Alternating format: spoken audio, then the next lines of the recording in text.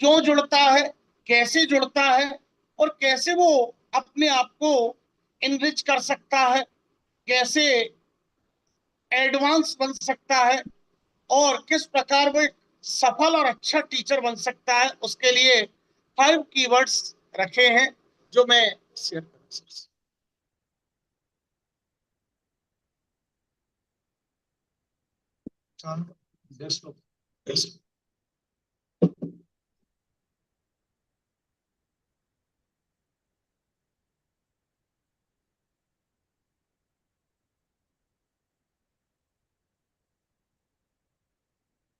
Okay, मैं screen share हो रही है, तब तक आपको बताता हूं कि टीचर और टीचिंग 5 पॉइंट्स हैं, या हम ये कह सकते हैं कि 5 की success month of not only teaching but also a teacher.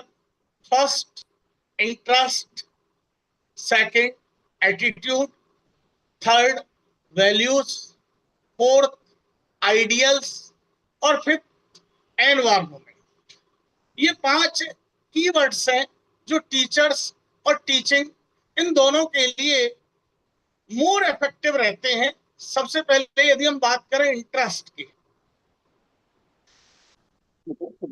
You know very well, आप सब बड़ी बातें जानते हैं कि interest is the central tendency of learning.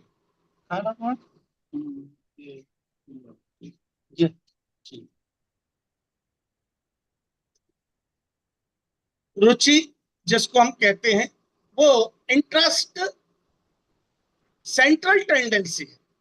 या हम ये कहें कि कोई व्यक्ति क्या करेगा, क्यों करेगा, कैसे करेगा,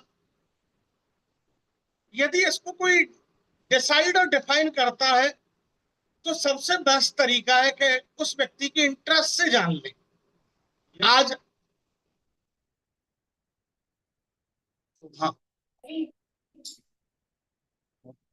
तो इंटरेस्ट डिसाइड करते हैं आज हम जिस जॉब में हैं, जिस प्रोफेशन में हैं, या जिस इंस्टीट्यूट से जुड़े हुए हैं, या जो हमने अपनी एजुकेशन में सब्जेक्ट चूज किए थे, वो सब कहीं ना कहीं हमारे इंटरेस्ट पर फोकस रहे हैं।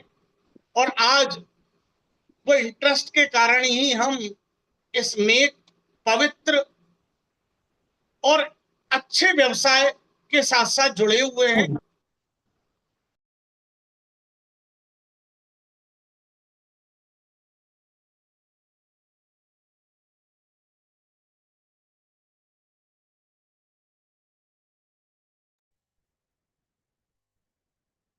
सर आपकी आवाज नहीं आ रही।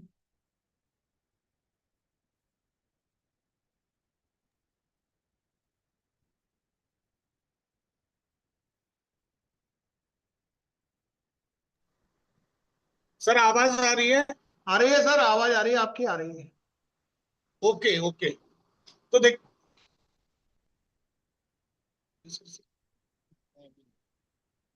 तो बात हमारी हो रही थी, जो मेन थीम थी, देखिए आप देख रहे हैं, success path of teaching and behaviour. 3 बिंदुओं को लेकर के ये वर्कशॉप फ्रेम की गई है कि सक्सेस पथ क्या हो सकता है टीचिंग का और बिहेवियर का। क्योंकि टीचिंग जहां हम स्किल्स की बात करते हैं, और बिहेवियर जहां हमारा बच्चों के सामने हम आइडियल्स के रूप में रहते हैं, एक भगवान की तरह रहते हैं, एक मोटिवेटर्स की तरह रहते हैं, एक काउंसलर की तरह रहते हैं। तो ये सारी चीजें डिफाइन करती हैं, डिसाइड करती हैं कि हम टीचर के रूप में और टीचिंग के रूप में कैसे आगे बढ़ते हैं। तो इंटरेस्ट जो पहला वर्ड जिस पर हम डिस्कस कर रहे थे कि interest is the central tendency of learning. कोई बच्चा क्या सीखेगा, कितना सीखेगा, ये उसके इंटरेस्ट पर डिपेंड करता है। जैसे फॉर एग्जाम्पल, अभी आप बहुत सारे टीचर जुड़े हुए हैं, आप इसमें से कुछ ऐसे होंगे जो इस वर्कशॉप से बहुत ज्यादा फायदा उठाएंगे, कुछ लोग थोड़ा कम उठाएंगे, कुछ लोग और भी कम। तो इसी प्रकार स्टूडेंट भी हम देखते हैं क्लास में, टीचर से पढ़ाता है, लेकिन कुछ स्टूडेंट्स हैं वो मैक्सिमम गेन करते हैं, 100% गेन करते हैं, रादर देन कंपेरेटिवली कुछ स्टूडेंट है वो थोड़ा सा उनका लर्निंग या टीचिंग या अचीवमेंट थोड़ा सा लो होता है। लेकिन यहाँ एज ए टीचर हमको ये भी ध्यान रखना पड़ेगा कि जब इंटरेस्ट की बात करते हैं, क्योंकि ये बहुत बड़ी चीज है, आज इसमें बहुत बड़ा गैप आ रहा है एक टीचर के रूप में, टीचिंग के रूप में, क्योंकि जब तक इंटरेस्ट क्रिएट नहीं होगा तब तक वो बच्चा फिजिकली जुड़ा रहेगा, प्रॉपर टाइमली जुड़ा रहेगा। लेकिन जो हम लर्निंग की बात करते हैं, अचीवमेंट की बात करते हैं, वो बिना इंटरेस्ट के नहीं हो सकता। लेकिन साथ ही साथ हमें यह भी ध्यान रखना है कि यदि आप इंटरेस्ट वर्ड को भी देखोगे तो इंटरेस्ट जो वर्ड है वो लैटिन वर्ड इंटरफेरेंस से आया है, और इसका मीन्स होता है विच मेक ए डिफरेंस। एक इंटरेस्ट ही है जो पर्सनालिटी वाइज हर व्यक्ति में डिफरेंस क्रिएट करता है। यदि हम बात करें हर स्टूडेंट की, हर स्टूडेंट का लर्निंग का, टीचिंग का इंटरेस्ट अलग अलग हो सकता है। आप देखते हैं कुछ बच्चों को रीडिंग द्वारा लर्निंग करना अधिक अच्छा पसंद है, किसी को राइटिंग के द्वारा पसंद है, किसी को ओरल पसंद है, या किसी को क्वेश्चन आंसर फ्रेमिंग अधिक पसंद है। तो सबसे पहले for a teacher, on being teacher, आपको ये जानना होगा, ये पता लगा होगा, ये समझना होगा कि स्टूडेंटों का इंटरेस्ट कैसे है, या स्टूडेंटों में आपके टॉपिक के प्रति, आपके कंटेंट के प्रति, आपके टीचिंग के प्रति आप कैसे इंटरेस्ट क्रिएट कर सकते हैं। वो सारी चीजें आपको अपनी टीचिंग में इन्वॉल्व करनी होंगी, चाहे वो टीचिंग एड्स हो या अपने सब्जेक्ट के कुछ व्यावहारिक एग्जाम्पल्स हो सकते हैं, सामान्य उदाहरण हो सकते हैं, या जो आपकी टेक्स्ट बुक है उस टेक्स्ट बुक के एक्स्ट्रा ऑर्डिनरी कुछ आप और उनको कंटेंट देते हैं, क्योंकि इंटरेस्ट एक ऐसा वर्ड है जो आपको क्रिएट करना पड़ेगा। यदि आप चाहते हैं बच्चों में लर्निंग बेस्ट हो, उनका अचीवमेंट 100% हो, तो बिना आप इंटरेस्ट के।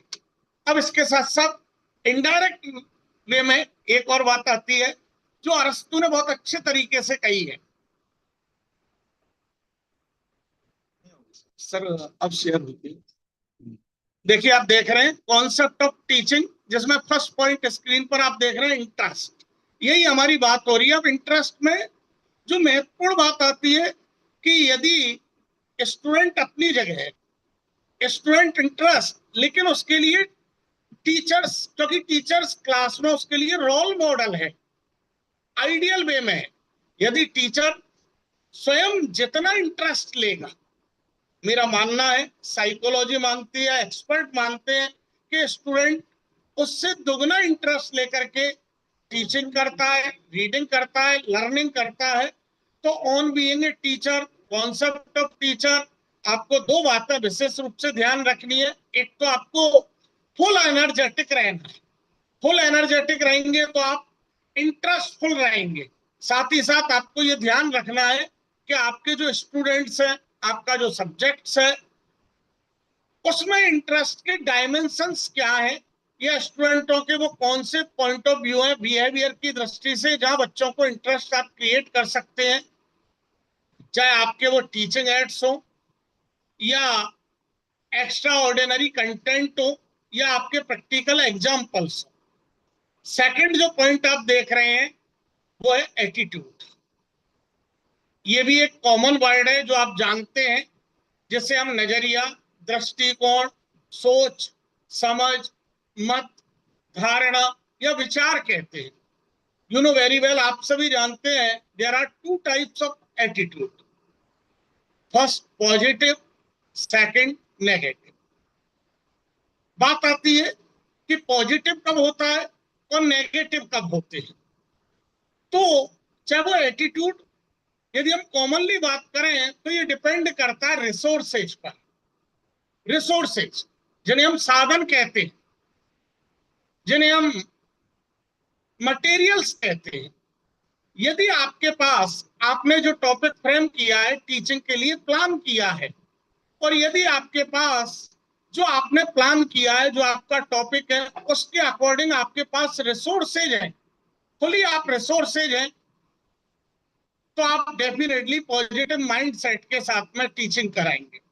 लेकिन जहां आपको ये लगता है कि जो आपने टीचिंग प्लान किया है, जो आपका चैप्टर्स है, जो आपका कंटेंट है, और उसके लिए जो आपको रिसोर्सेज चाहिए, वो रिसोर्सेज आपके पास फुलफिल नहीं है, अवेलेबल नहीं है, तो कहीं ना कहीं फिर आप, चाहे आप टॉपिक के बारे में कितना भी आपका कॉग्निटिव वे में क्लियर हो, आपका कॉन्सेप्ट क्लियर हो, लेकिन इनडायरेक्टली कहीं ना कहीं आपका जो एटीट्यूड है वो नेगेटिव हो सकता है। तो हमेशा उधर टीचिंग के प्रति, ऑफिशियल अपने प्रोफेशन के प्रति, संस्थान के प्रति, अपने प्रति, स्टूडेंट्स के प्रति हमेशा पॉजिटिव आपका एटीट्यूड होना चाहिए, क्योंकि पॉजिटिव गिरोगे नहीं तुम। एटीट्यूड आपको अच्छे पकड़े हो। टीचिंग को सक्सेस तक पहुंचा सकता है। उतरोगे बताया। सर कुछ पूछना चाह रहे हैं? कोई क्वेश्चन है? बाकी क्वेश्चंस हम, डाउट या क्यूरीज वगैरह है वो लास्ट में रखेंगे, लास्ट में। फिर भी यस सर, अगर यस कुछ सर। इन पॉइंटों से रिलेटेड कोई क्वेश्चन है तो आप चैट बॉक्स में भी लिख सकते हैं। सर पार्टिसिपेंट से रिक्वेस्ट है कि अपना माइक म्यूट रखें। आपको कोई डाउट हो या कोई बात पूछनी हो सर से, तो या तो चैट बॉक्स में डालें या माइक ऑन करें, अदरवाइज आप म्यूट रखें जिससे डिस्टर्ब ना हो। Sir please carry on, sir please carry. Okay sir, okay, thank you sir, thank you. बात हम कर रहे हैं कॉन्सेप्ट ऑफ टीचिंग की, क्योंकि जो हमारी मेन थीम है पुणे में, वहां लाना चाहता हूं आपको, success path of teaching and behaviour. क्योंकि हम सब टीचर हैं, हम सब सफल होना चाहते हैं, लेकिन उसका पथ, रास्ता क्या होगा, कैसे हम सफल हो सकते हैं, कैसे हम ऑन बीइंग अच्छे टीचर बन सकते हैं, एक फेमस टीचर बन सकते हैं, बच्चों के लिए रोल मॉडल बन सकते हैं, मैनेजमेंट की एक्सपेक्टेशंस पर खरे उतर सकते हैं, और अपने आप की रेगुलर ग्रोथ कर सकते हैं। तो इसको ध्यान में रख करके 3 डायमेंशंस मैंने डिसाइड किए हैं। फर्स्ट है कॉन्सेप्ट ऑफ टीचिंग, जो हम डिस्कस कर रहे हैं, जिसमें थर्ड पॉइंट आता है वैल्यूज। ये एक बहुत बड़ा कॉन्सेप्ट है, वैल्यूज, जैसे हम मूल्य कहते हैं। क्योंकि जब तक एथिक्स नहीं है किसी भी कार्य में, तब तक वो फॉर्मल माना जाएगा। अब यदि हम टीचिंग की दृष्टि से कहें तो वहां एथिक्स क्या होंगे, वैल्यूज क्या होंगे, तो वहां सीधी वैल्यूज आती है कि आपके सामने जो बच्चे हैं, उन बच्चों का भविष्य आपके सामने, आप उन बच्चों के भविष्य के निर्माता हैं। उन बच्चों के पेरेंट्स ने, स्कूल के मैनेजमेंट ने, उन बच्चों का जो ड्रीम्स हैं वो आपके सामने रखे हैं। ये आपको सोचना पड़ेगा, समझना पड़ेगा। और जब आप इस लेवल तक सोचेंगे कि इन बच्चों का फ्यूचर, मैनेजमेंट की एक्सपेक्टेशन कहीं ना कहीं मेरे सराउंडिंग है, मुझ पर डिपेंड करती है, तो आपके अंदर वो एथिक्स डेवलप होंगे, वो वैल्यूज डेवलप होंगे। और फिर वैल्यूज को ध्यान में रख करके आपकी अकाउंटेबिलिटी आएगी, जवाबदेही आएगी, और फिर आप अपने आप से, सब्जेक्ट के साथ और स्टूडेंटों के साथ जस्टिस कर पाएंगे। सब्जेक्ट को प्रैक्टिकल वे में, थ्योरेटिकल वे में, क्वेश्चन आंसरिंग के वे में प्रस्तुत कर पाएंगे, बालकों के सामने प्रेजेंट कर पाएंगे, उनकी सारी क्यूरीज को दूर कर पाएंगे। यह मैं एक छोटा सा एक एग्जांपल आपको देना चाहूंगा और आपसे फीडबैक भी लूंगा। आप देखिए कितने भी टीचर हैं, कितने भी टीचर्स, आप जितने टीचर्स को जानते हैं, मैं 2-3 एग्जांपल दे रहा हूं। भगवान राम थे, उनके गुरु थे वशिष्ठ। भगवान कृष्ण थे, उनके गुरु थे सांदीपन। महाभारत काल में यदि हम बात करें, अर्जुन की बात करें, तो उनके गुरु थे द्रोणाचार्य। शिवाजी की हम बात करें तो उनके गुरु थे समर्थ रामदास। आप में से कोई पार्टिसिपेंट एक बार अनम्यूट कर दें सर, यदि संभव हो सभी को। आप कोई बता सकता है कि ये सारे जो गुरु थे, जिनको महान कहते हैं हम, क्या कारण था, क्या कारण थे कि गुरु वशिष्ठ है, गुरु सांदीपन है, समर्थ गुरु रामदास है, ये अन्य गुरु हैं। क्या कहा था कि ये आज तक रोल मॉडल हैं, आज तक हम इनको फॉलो करते हैं। एनी पार्टिसिपेंट, कोई भी, क्या कारण रहा कि ये इतने फेमस हुए? प्लीज रेस्पॉन्ड करिए, जो भी पार्टिसिपेंट्स हैं, हमारे टीचर्स हैं। सर की जवाब क्वेश्चन है, उसका आंसर दीजिए प्लीज। क्या सोचते हैं, क्या कारण रहा था? Hello sir, ji sir. Good afternoon. Very good afternoon. Sir, I am Vivek है। ओके। सर, मैं ये कह रहा था कि मतलब वो शिष्य की काबिलियत के ऊपर उनने काम किया था, इसलिए मतलब वो यस, महान है। Exactly exactly, absolutely correct. Actual में हमें बस यही ध्यान रखना है, यही इस टीचिंग लाइन की वैल्यूज हैं। दुनिया में कोई भी गुरु महान तब तक नहीं हो सकता जब तक उसका शिष्य परफेक्ट ना हो। तो ओके। यही इस टीचिंग की वैल्यूज है। बिल्कुल, absolutely. Many many thanks Anshuman Singh ji, बिल्कुल आपने बिल्कुल सही बताया। आप उन्हें म्यूट हो सकते हैं, मैं अपनी बात को आगे बढ़ाता हूं। देखिए कितनी अच्छी बात कही है इन्होंने कि एक जितने भी जो टीचर्स हैं या गुरु हैं, वो सारे गुरु इसलिए महान हुए, इसलिए प्रसिद्ध हुए क्योंकि उनके शिष्य परफेक्ट थे, उनके शिष्य थे वो पूर्ण थे। इसलिए जब तक आप अपनी टीचिंग में वैल्यूज को नहीं लाओगे, एथिक्स को नहीं लाओगे, तब तक आप, जो हमारे बीएड में बात आती है सर्वांगीण विकास, जब तक हम उस बालक का होलिस्टिक डेवलपमेंट नहीं करेंगे, कॉग्निटिव डेवलपमेंट अपनी जगह है, वैल्यू वाले, लेकिन उसकी पर्सनालिटी की जब तक हम ग्रोथ पर बात नहीं करेंगे, तब तक हम एक ऑन बीइंग आइडियल टीचर नहीं बन पाएंगे। नेक्स्ट बात आती है आइडियल्स। ये भी एक बहुत बड़ा टीचिंग के लिए कॉन्सेप्ट है। अमूमन क्या होता है, एक टीचर है, मैं भी टीचर हूं, आप भी टीचर हैं, हम टीचर बन गए हैं। मैंने बीड़ा मेमोरियल कॉलेज ऑफ एजुकेशन में मैं प्रिंसिपल हूं, आप स्कूल में, और सभी अपने अपने जॉब पर हैं। मेनली सोच क्या हो जाती है कि जब एक बार आदमी अपना जॉब प्राप्त कर लेता है, चाहे वो गवर्नमेंट सेक्टर के और प्राइवेट सेक्टर में थोड़ा सा बेटर कम रहता है कंपेरिजनली, तो हम हमारे आइडियल्स, अब जिनकी वजह से हम यहाँ पर हैं, आज मैं प्रिंसिपल बना हूं तो मेरी एजुकेशन की वजह से, आज आप टीचर हैं तो आप अपनी एजुकेशन की वजह से हैं। और यदि डेप्थ में जाए, आप जिस सब्जेक्ट के हैं, भाई आज आप टीचर किसकी वजह से बने? उस सब्जेक्ट की वजह से बने हैं। यदि साइंस की बात करें हम, चाहे हम ह्यूमैनिटीज की बात करें, चाहे हम लैंग्वेज की बात करें या मैथमेटिक्स की बात करें, आप इन्हीं सभी सब्जेक्ट, इन्हीं स्ट्रीम्स के टीचर हैं। तो प्रत्येक टीचर्स के लिए फर्स्ट ऑफ ऑल उसका सब्जेक्ट, सेकंड उस सब्जेक्ट के जो एक्सपर्ट्स हैं वो उसके लिए आइडियल्स होने चाहिए। क्यों? क्योंकि सब्जेक्ट भी तो बदलता रहता है, डेली रिसर्च हो रहा है, डेली इनोवेशंस आ रहे हैं, और उन इनोवेशंस के प्रति आप तब तक अवेयर नहीं हो सकते, आप उनको तब तक नहीं जानेंगे जब तक आपका एक इमोशनल बॉन्डिंग नहीं होगी अपने सब्जेक्ट के साथ।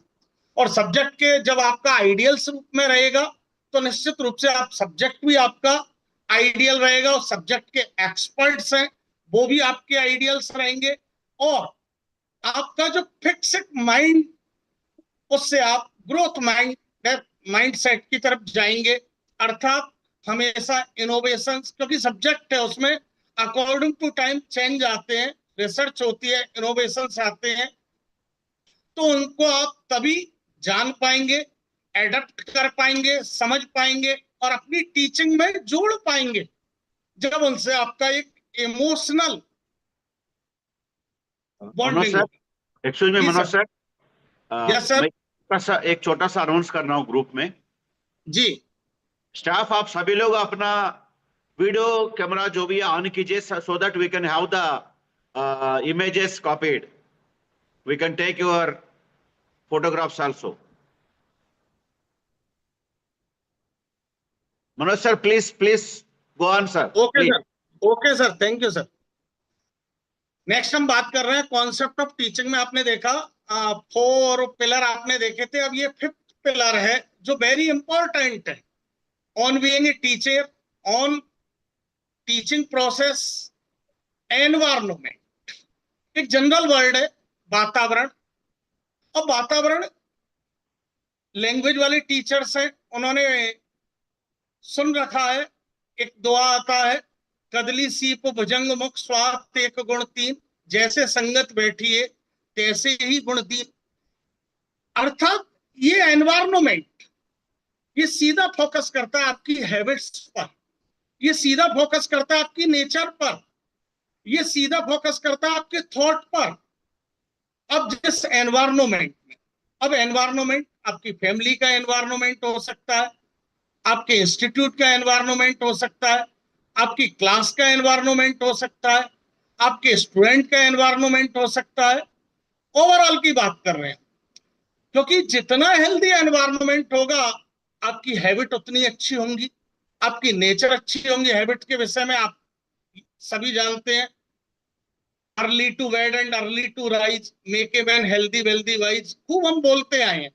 कहां से? एनवायरमेंट से आता है, चाहे वो फैमिली एनवायरमेंट हो, स्कूल एनवायरमेंट हो। तो जितना अच्छा हमारा एनवायरमेंट होगा, अब ये environment on being a teacher आपको क्लास में डेवलप करना है, एक अच्छा एनवायरमेंट। अब अच्छा एनवायरमेंट कैसे डेवलप होगा?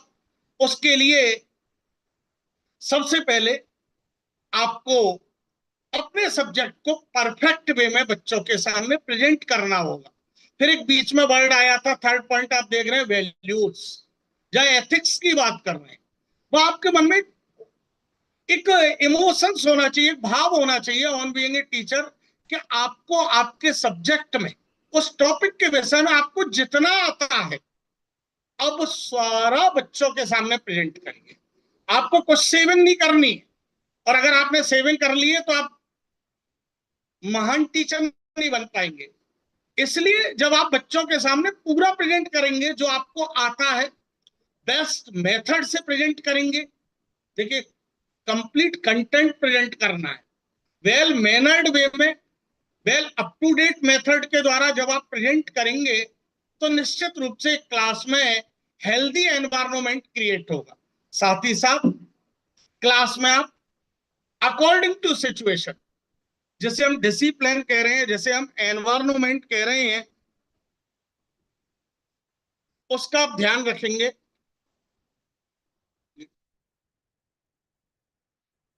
उस पर आप फोकस करेंगे कि बच्चों को फ्रीडम दी जाए। अब फ्रीडम किस दृष्टि से दी जाए? कंटेंट की दृष्टि से, जो उनकी क्यूरियोसिटी है उस दृष्टि से उनको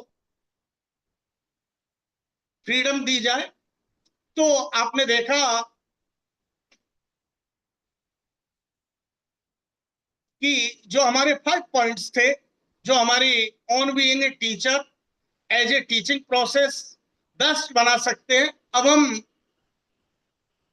दूसरा जो कॉन्सेप्ट है बिहेवियर, उस बिहेवियर पर आते हैं कि एज ए टीचर आपके ऊपर बहुत बड़ी रेस्पॉन्सिबिलिटी है कि आपको अपनी भी ग्रोथ करनी है, मैनेजमेंट की एक्सपेक्टेशंस पर भी खरा उतरना है, पेरेंट्स की एक्सपेक्टेशंस भी जुड़ी हुई है, और स्टूडेंट की ग्रोथ भी आपसे जुड़ी हुई है। ये सारी चीजें केवल और केवल टीचर से जुड़ी हुई है, और वहां पर आपका जो बिहेवियर है, जो आपका व्यवहार है, वो आपको बहुत बेनिफिशियल रहेगा, बशर्ते आप ये थोड़ा सा स्पेलिंग में मिस्टेक है, अवॉइड्स फॉर बिहेवियर, ये इसका कंटेंट रखा है। अर्थात व्यवहार में क्या नहीं होना चाहिए टीचर्स के व्यवहार में।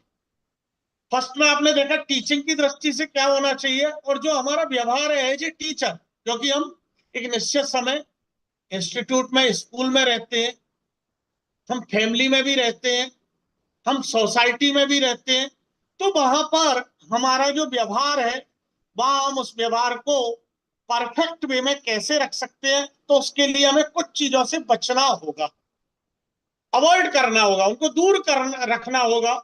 जो यहाँ भी मैंने 5 पॉइंट्स लिए हैं जो कॉमन है, बेसिक्स हैं, जिनसे आप भली भांति परिचित हैं। आप देख रहे हैं, first tension, stress, anxiety, frustration और कॉन्फ्लिक्ट्स, ये 5 पॉइंट्स हैं।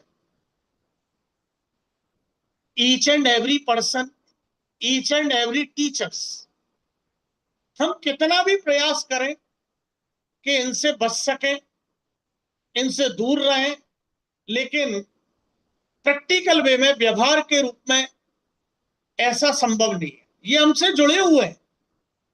कैसे जुड़े हुए हैं?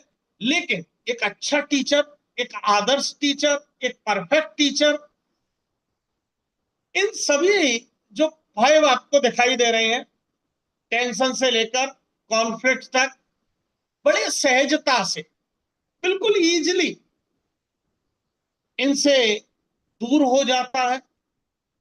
इनके कारण अपनी पर्सनालिटी को, अपनी टीचिंग को प्रभावित नहीं होने देता है। देखिए, सबसे पहले इन 5 वर्ड को ब्रीफली आप थोड़ा सा समझिए, फिर हम इनको टीचिंग से कोरिलेट करेंगे। फर्स्ट, टेंशन, आप सभी जानते हैं, टेंशन तनाव कॉमन वर्ड है। कोई व्यक्ति नहीं हो सकता संसार में जो ये कहेगा मुझे कोई टेंशन नहीं है। क्यों? क्योंकि तनाव का कारण, जब भी हमारी कोई आवश्यकता की पूर्ति, फॉर एग्जाम्पल मैं आपको बता रहा हूं, जब ये हमारी वर्कशॉप, ये मीटिंग स्टार्ट हुई थी, तो प्रारंभ में कुछ टेक्निकल प्रॉब्लम आ रही थी, और जब टेक्निकल प्रॉब्लम आ रही थी, तो जो इस वर्कशॉप के होस्ट हैं और जो गेस्ट हैं, दोनों को कुछ समय तक टेंशन रही थी। Revanand ji, am I right? You are right, sir. Please go on. Yes sir, okay okay. तो जब कोई भी व्यक्ति है, उसकी कोई भी नीड है, और अगर वो नीड अकॉर्डिंग टू टाइम है, और अगर वो किसी भी कारण से फुलफिल ना हो पाए, तो व्यक्ति टेंशन महसूस करता है। अब कोई भी व्यक्ति है, एज ए टीचर की हम बात करें, टीचर सब्जेक्ट की दृष्टि से, स्टूडेंट्स की दृष्टि से, मैनेजमेंट की दृष्टि से, या अन्य सारे कॉन्सेप्ट हो सकते हैं जो उसके टेंशन का कारण बन सकते हैं। लेकिन एक अच्छा टीचर, एक परफेक्ट टीचर, एक मैच्योर टीचर वो होता है जो, टेंशन आएगा आपके पास, नो डाउट, लेकिन आप, एक इंटेलिजेंस की डेफिनेशन भी यही है कि आप कितना जल्दी उस टेंशन से अपने आप को दूर करते हैं, कितना जल्दी आप उस टेंशन को रिमूव करते हैं। हो सकता है वर्क कल्चर की वजह से आ जाता है, या आपके फ्रेंड्स की वजह, सो मेनी रीजंस हो सकते हैं। सेकंड वर्ड को आप देखें, स्ट्रेस, ये भी एक कॉमन वर्ड है। दबाव, टेंशन, यदि हम कहें इसके बेसिक्स में, तो टेंशन का कारण व्यक्ति सेल्फ होता है, लेकिन स्ट्रेस का कारण अदर्स हैं। अदर्स में यदि हम कहें, तो जो हमारे अपने हैं, अपनों में भी, और भी हम इसको डिस्क्रिमिनेट करें, तो जो हमारे बिल्कुल नियरर हैं, नियररों में भी और डिस्क्रिमिनेट करें, तो जो हमसे इमोशनली क्लोज्ड अटैच हैं। और जब ऐसे व्यक्ति, किसी व्यक्ति से मोर एंड मोर एक्सपेक्टेशंस रखी जाती है, मोर एंड मोर एक्सपेक्टेशंस, तो व्यक्ति स्ट्रेस, दबाव महसूस करने लगता है। आज के टाइम में स्टूडेंट्स की यदि हम बात करें जनरल वे में, तो स्टूडेंटों पर रैंक लाने के लिए, अच्छे नंबर लाने के लिए, सिलेक्शंस के लिए, बात यही टीचर्स के लिए भी आती है। टीचर्स अपने सब्जेक्ट को बेहतर पढ़ाने के लिए, टाइम पे कोर्स कराने के लिए, रिवीजन कराने के लिए, और स्टूडेंटों को अच्छे उसके सब्जेक्ट में अच्छे नंबर प्राप्त हो, ये सारी चीजें हैं वो कहीं ना कहीं स्ट्रेस लाती हैं, क्योंकि एक्सपेक्टेशन रखी जाती है। लेकिन बात ये आती है कैसे हम इसे रिमूव कर सकते हैं, कैसे हम दूर कर सकते हैं। तो सीधा सा बिल्कुल ओपन इक्वेशन है कि आपको बैलेंस बनाना पड़ेगा एक्सपेक्टेशंस में, क्योंकि बिना बैलेंस के एक्सपेक्टेशन सभी की हैं आपसे। आपकी फैमिली की भी एक्सपेक्टेशंस है, आपके इंस्टीट्यूट की भी एक्सपेक्टेशंस है, मैनेजमेंट की भी है, पेरेंट्स की भी है, सबकी एक्सपेक्टेशंस, और आपकी अपनी जो आपके ब्लड रिलेशंस हैं उनकी भी एक्सपेक्टेशंस है। यदि इन सारी एक्सपेक्टेशंस में आपने बैलेंस बना लिया तो आप बिल्कुल इजीली स्ट्रेस को हैंडल कर पाएंगे। और यदि आपने के एक्सपेक्टेशन में अनबैलेंस रहा तो आप स्ट्रेस, और स्ट्रेस क्या कर सकता है, मैं आपको एक सिंपल एग्जांपल से बताता हूं। जब भी कोई व्यक्ति स्ट्रेस में रहता है तो वो अननेचुरल एरर करता है। अननेचुरल, जो कभी गलती नहीं करता था वो भी गलती हो जाती है। सिंपल एक एग्जांपल, कोई स्टूडेंट जिसको ने क्लासरूम में किसी क्वेश्चन को कई बार सॉल्व किया था, लेकिन एग्जाम में, एग्जाम का वो स्ट्रेस, एक्सपेक्टेशंस मार्क्स की और रैंक की रहती है, उसके कारण उसको वो गलत कर आता। एक और बहुत अच्छा एग्जांपल है स्ट्रेस का। यदि आप में से आप सभी, एक जनरल स्पोर्ट्स है क्रिकेट, अगर आप क्रिकेट में इंटरेस्ट रखते हैं तो एक नाम आता है सचिन तेंदुलकर। सचिन तेंदुलकर, जिसको गॉड ऑफ क्रिकेट भी कहते हैं, द मैन ऑफ सेंचुरी, जिसने शतकों का शतक लगाया था। जिनको इंटरेस्ट है क्रिकेट में उनको मालूम है कि उन्होंने इंटरनेशनल क्रिकेट में 100 सेंचुरीज लगाई थी। लेकिन अनफॉर्चुनेटली जिनको ज्यादा इंटरेस्ट है उनको पता है कि जब भी इंडिया का किसी बड़े टूर्नामेंट में कोई फाइनल या सेमीफाइनल मैच होता था तो सचिन उसमें फ्लॉप हो जाता था। और उसका रीजन था ये वर्ड स्ट्रेस, क्योंकि जब भी कोई बड़ा बिग मैच होता था तो पूरा ऑल इंडिया 140 करोड़ सभी social media, print media, electronic media में न्यूज आने लगती थी सचिन एक और शतक लगाएगा। और उस एक्सपेक्टेशंस के नीचे वो दब करके अननेचुरल एरर करने लगता। तो हमें स्ट्रेस को अवॉइड रखने के लिए सारी एक्सपेक्टेशंस में बैलेंस बनाकर चलना है, तो हम स्ट्रेस को अपने ऊपर हावी नहीं होने देंगे। थर्ड वर्ड आ रहा है एंजाइटी, चिंता। सबको चिंता रहती है, फ्यूचर की चिंता है, स्टूडेंट्स की चिंता है, ग्रोथ की चिंता है। लेकिन दो वर्ड आते हैं, एक है एंजाइटी और एक है थिंकिंग। एक है चिंता और एक है चिंतन। समाधान चिंता से नहीं होगा, समाधान चिंतन से होगा, थिंकिंग से होगा। अमूमन जनरली कोई चीज जो हमको नहीं मिल पा रही है या नहीं मिली है, हम उसी के विषय में चिंता करते रहते हैं और उसी के पीछे अनकॉन्शियस माइंड तक में जाते हैं। लेकिन हमें चिंतन से ज्यादा, चिंता से ज्यादा चिंतन पर फोकस करना है, क्योंकि कोई भी आपकी जो प्रॉब्लम है उस प्रॉब्लम का समाधान चिंता से नहीं होगा, चिंतन से होगा। नेक्स्ट आप देख रहे हैं फ्रस्ट्रेशन। ये आज के दौर में बहुत जरूरी है। चाहे स्टूडेंटों की बात करें, टीचर्स की बात करें, बहुत जल्दी हम फ्रस्ट्रेट हो जाते हैं। बहुत जल्दी छोटी छोटी बातों पर फ्रस्ट्रेट होने लगते हैं। मैनेजमेंट ने यदि कुछ कहा, प्रिंसिपल ने कुछ कहा, फ्रेंड्स ने कुछ कहा, फैमिली में कुछ हुआ, छोटी छोटी बातें फ्रस्ट्रेट। और फिर जब हम फ्रस्ट्रेट होते हैं वो कहीं ना कहीं हमारी पर्सनालिटी को, हमारी टीचिंग को अफेक्टेड करते हैं। तो कोशिश करें आप कि फ्रस्ट्रेशन को अवॉइड करें। और लास्ट में एक वर्ड है, ये भी एक बड़ा कॉमन वर्ड है, कॉन्फ्लिक्ट्स। कॉन्फ्लिक्ट्स जिसको हम संघर्ष कहते हैं, द्वंद्व कहते हैं, द्वंद्व। और ऐसा अक्सर हर व्यक्ति से जुड़े हुए हैं, कॉमन वर्ड लिए हैं। जब भी हमारे सामने कोई भी दो सिचुएशन, दो विचार, कोई थॉट वन टाइम हमारे माइंड में आते हैं, कई बार आप बैठे हुए हैं, आपके माइंड में आता है कि हमें, मान लीजिए आपका एडजस्टमेंट का पीरियड लगा है, एक मन आपका कर रहा है बिल्कुल मुझे उसी एनर्जेटिक के साथ लेना है, और एज ए टीचर बता रहा हूं, एक के मेरा एडजस्टमेंट में लगा है तो मुझे एक एडजस्टमेंट के रूप में लेना है।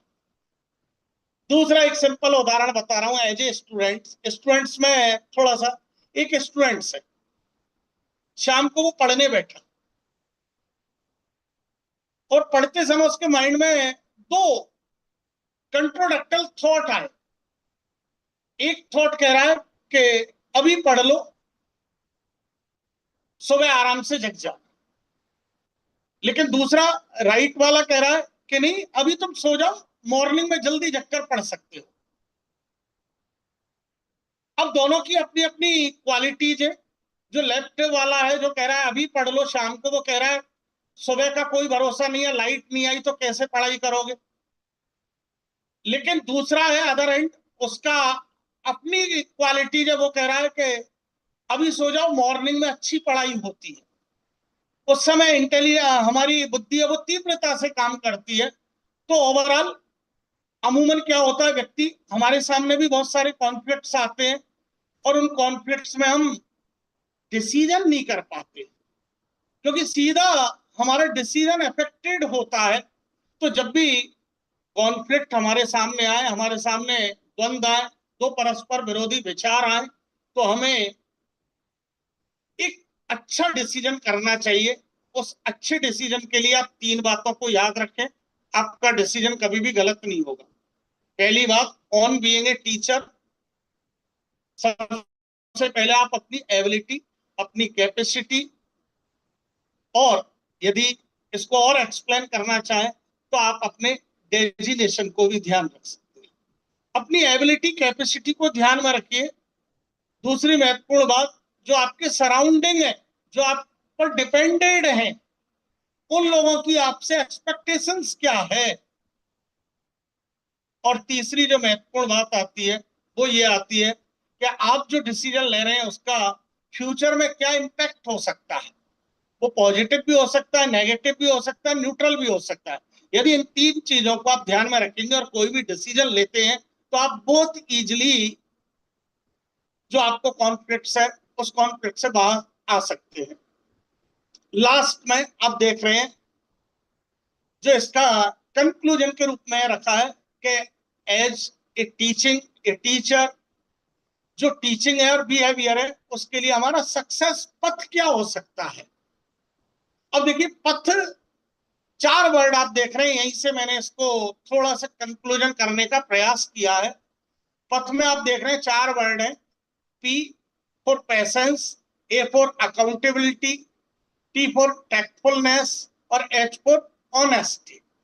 यहां से इन चार बातों को यदि आप अपनी पर्सनालिटी में एक टीचर के रूप में, पेशेंस बहुत जरूरी है।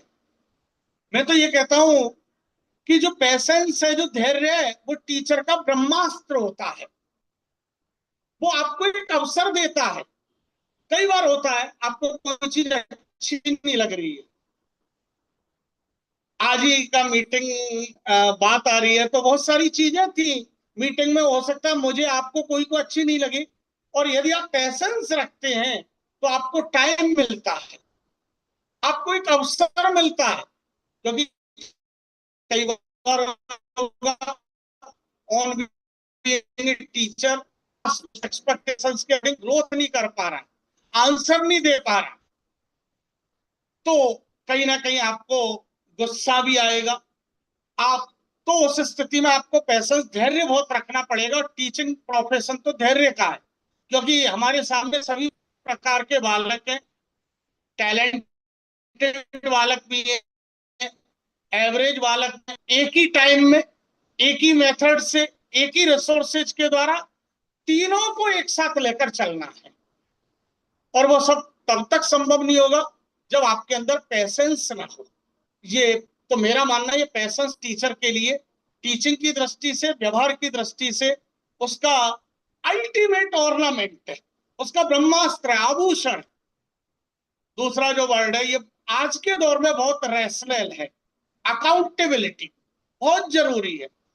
आज हमारी जवाबदेही, अभी तक हम जवाबदेही केवल ये नहीं है कि हमने अपना सिलेबस पूरा करा दिया, हमारी जवाबदेही केवल ये भी नहीं है कि हमने रिवीजन करा दिया, हमारी जवाबदेही केवल इतनी भी नहीं है कि स्टूडेंट के अच्छे नंबर आ गए।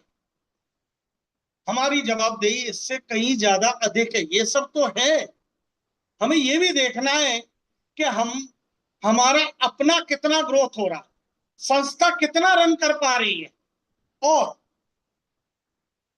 आपके सब्जेक्ट में आपकी जो नॉलेज है या आपके से जो एक्सपेक्टेशंस है वो कितनी फुलफिल हो पा रही हैं। यदि आप इसका भी ध्यान रखें तो जो आपका एक रास्ता है एक टीचर के रूप में, वो सक्सेस वाला हो सकता है। थर्ड, टैक्टफुलनेस। टैक्टफुलनेस के साथ एक वर्ड आप और भी जोड़ सकते हैं तो वो और भी प्रासंगिक हो जाएगा, टीचिंग स्किल्स भी मान सकते हैं यहां पर। टीचिंग स्किल्स अर्थात सारे टीचर्स हैं, सब्जेक्ट के लिए सेम है, आपके पास क्या एक्स्ट्रा ऑर्डिनरी है, आप अपने सब्जेक्ट में अपने बच्चों के लिए, अपने क्लास के लिए क्या एक्स्ट्रा ऑर्डिनरी कर रहे हो। बच्चा आपसे क्यों फेमिलियर हो, बच्चा आपको क्यों लाइक करे, उसके लिए आपको टीचिंग स्किल्स या टैक्टफुलनेस होना होगा। और लास्ट में जो सबसे महत्वपूर्ण बात आती है वो आती है ऑनेस्टी। ये तो honesty is the great policy, you know very well, आप सभी ने सुना है। ऑनेस्टी बहुत जरूरी है। अब ऑनेस्टी, अपने आप से ऑनेस्टी होनी चाहिए, क्योंकि हमारा कमिटमेंट भी अपने आप से है। ऑनेस्टी चाहे वो टीचिंग के संदर्भ में हो, कंटेंट के संदर्भ में हो, टाइम ड्यूरेशन के संदर्भ में हो, इनोवेशंस के संदर्भ में हो।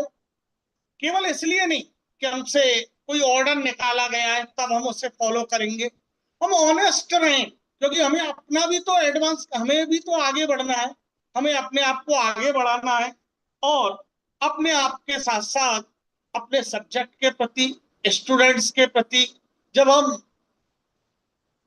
धैर्यपूर्वक रहेंगे, जवाबदेही रहेंगे, ईमानदार रहेंगे, तो मेरा मानना है कि आप सच्चे अर्थों में, वास्तविक अर्थों में, रियल वर्ल्ड में एक टीचर के रूप में जो आपसे एक एक्सपेक्टेशंस रखी गई है, जो आपको एक रेस्पॉन्सिबिलिटी दी गई है, आप अपनी ड्यूटी का हेल्दी पॉजिटिव वे में फुलफिल करोगे, और निश्चित रूप से आपका, संस्थान का, बच्चों का और समाज का निश्चित रूप से आप विकास कर पाएंगे, भला कर पाएंगे।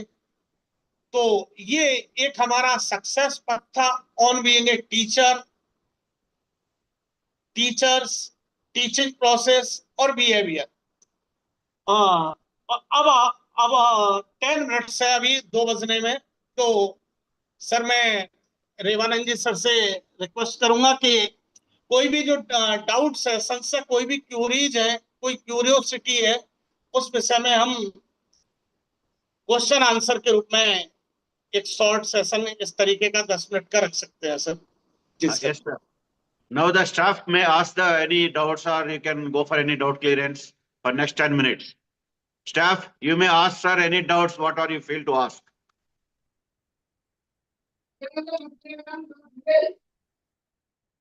प्लीज वन बाय वन अपना सभी कैमरा ऑन करिए, सभी स्टाफ मेंबर कैमरा ऑन करिए और हैंड रेज करके आपको दिखाना है जो भी क्वेश्चन पूछे वो। प्लीज सेशन शुरू करिए, doubt session. Sir okay, yes. Sir time management कैसे करें उसमें during teaching? Okay, time management कैसे करें।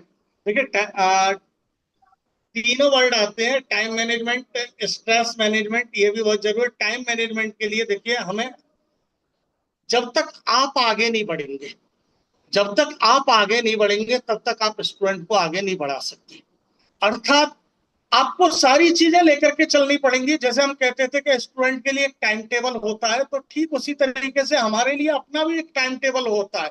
अमूमन हम क्या करते हैं, टीचिंग के साथ साथ हमें जो सब्जेक्ट पढ़ाना है उसकी हम अपने टॉपिक की लेसन्स की तैयारी करते हैं। हमारे साथ फैमिली भी है, हमारे साथ में सोसाइटी भी है, और हमारी पर्सनल लाइफ भी है, और एक तरफ इंस्टीट्यूट है। तो हमें सबके लिए एक, चाहे तो आप पाई चार्ट के रूप में या बार ग्राफ के रूप में या जो भी है, आपको एक लिस्टेड करना पड़ेगा कि कहाँ आपको कितना टाइम देना है।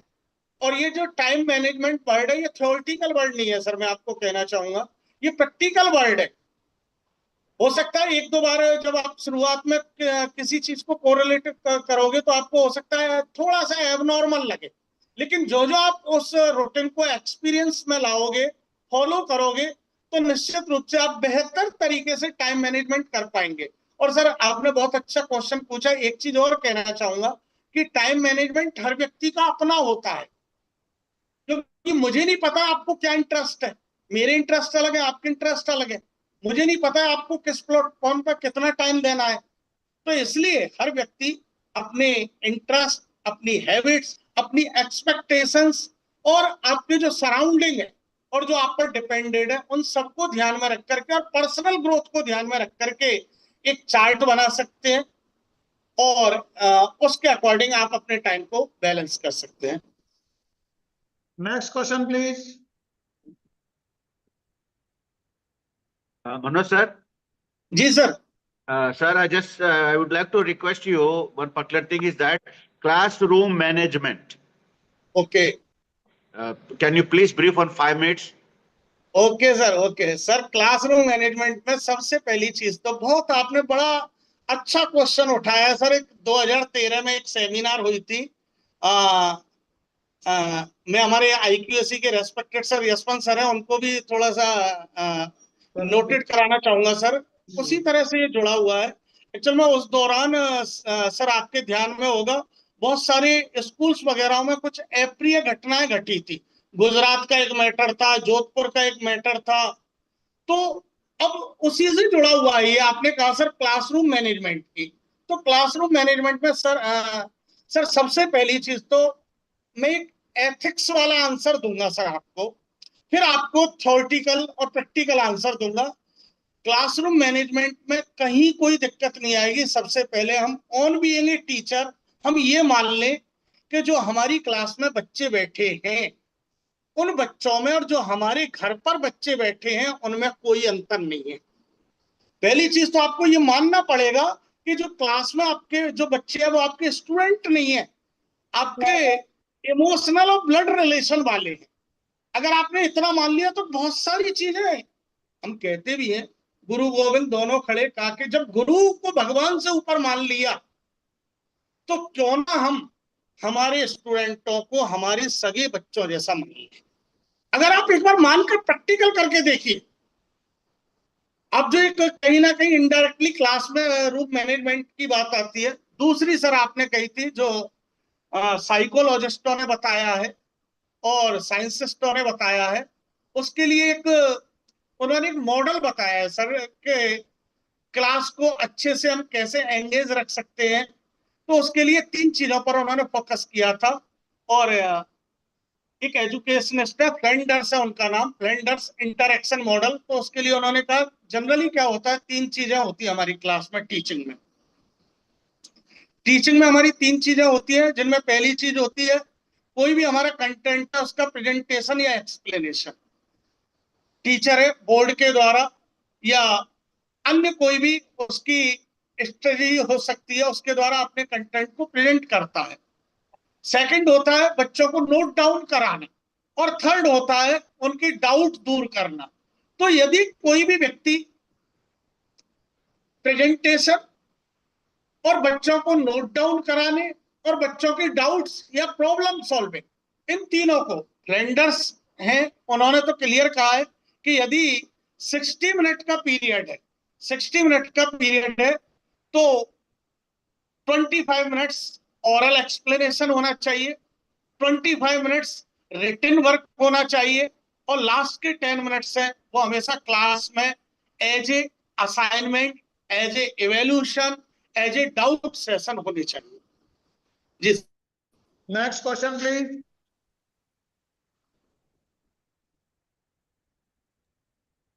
और स्टाफ किसी को कोई डाउट्स हुआ तो सर से पूछ लीजिए, वरना we will going to conclude this one by saying thanks to sir. किसी को कोई डाउट्स हुआ तो जल्दी से आप पूछ सकती है, पूछ लीजिए, और सेशन हम फिनिश करने वाला अभी। Okay sir, Manoj sir thank you so much, बहुत अच्छा आपने किया है। आपका ये जो भी सेशन है आपका हमारा पूरा बिना सीबीएसई स्कूल स्टाफ की तरफ से we are so much thankful to you for this thing, and also we are so much thankful to our S1 sir who has taken a lot of pains to arrange this one despite having so many technical issues arised. We are very thankful to S1 sir also, and also our staff.